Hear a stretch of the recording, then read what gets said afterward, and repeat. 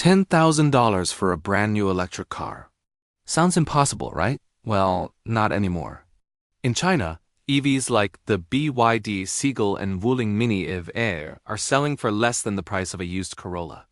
They're stylish, efficient, and cheaper than most Americans spend on a year of gas. But here's the big question. What happens when these budget EVs finally reach used roads? Are they the future of affordable electric driving or a disaster waiting to happen? Because behind the low price tag are some serious questions about safety, reliability, software, and whether these cars are built to last.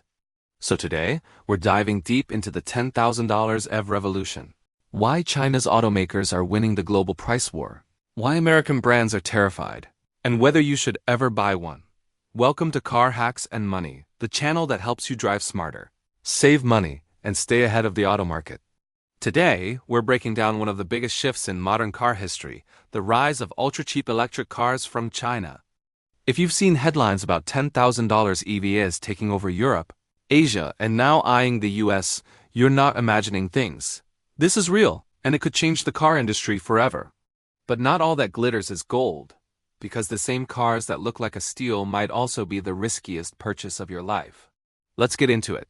In 2017, hardly anyone outside China had heard of BYD or Wuling. Today, BYD sells more electric cars than Tesla. The revolution started small, literally. Tiny city cars like the Wuling Hongwang Mini EV cost just under $5,000 brand new in China, no typo. It became a sensation among first-time drivers, students, and urban commuters. Why? Because it did exactly what people wanted. A simple, cheap, easy-to-charge car for short city drives. Then came BYD with the Seagull, Dolphin, and Yuan Plus. Sleek designs, modern interiors, long-range batteries, all under $15,000 in China.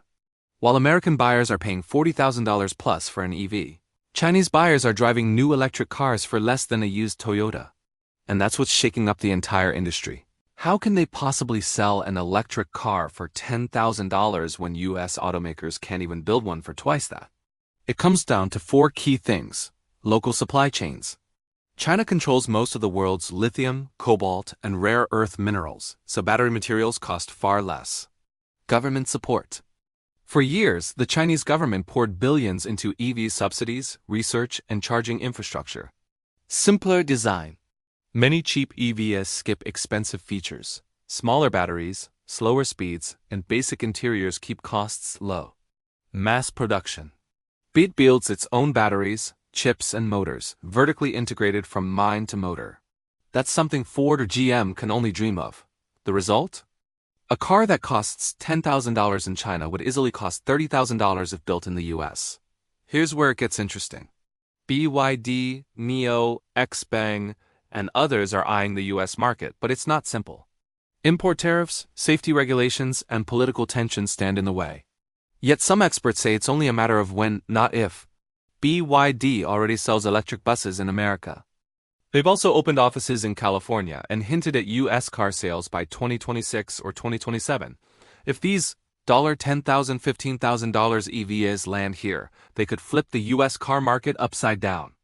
Imagine walking into a dealership and choosing between a $12,000 BYD Seagull or a $38,000 Chevy Bolt. What do you think people will pick? China dominates one part of the EV game that no one else can touch: batteries. BYD's Blade battery is world famous for its safety and longevity. Unlike older lithium-ion packs, it's more resistant to fire, cheaper to make, and lasts longer. This isn't just hype. Tesla even considered using BYD batteries in some of its models. Meanwhile, Western automakers still rely on third-party suppliers. That means longer wait times, higher costs, and smaller profit margins. Hey everyone, welcome back to Car Hacks and Money. Today, we're talking about something huge. Those viral $10,000 Chinese electric cars. Could they change everything? Right now, China leads the battery supply, which means they're a huge player in the future of cars. These super cheap EVs sound amazing, but let's be real, there are some trade-offs. Think limited range, maybe 100 to 150 miles, and potentially different safety standards than we're used to in the US. Plus, data privacy is a big question mark, with our government already raising concerns about national security risks from tech in foreign cars. So would you buy one? For city commutes, college students, or delivery drivers, these could be a game changer, incredibly affordable and simple. But if you value long-distance reliability, top-tier safety, or a strong repair network, you might want to hold off. It's a bit of an unknown right now. Remember how Chinese phones were once seen as cheap knockoffs? Now, brands like Xiaomi compete globally.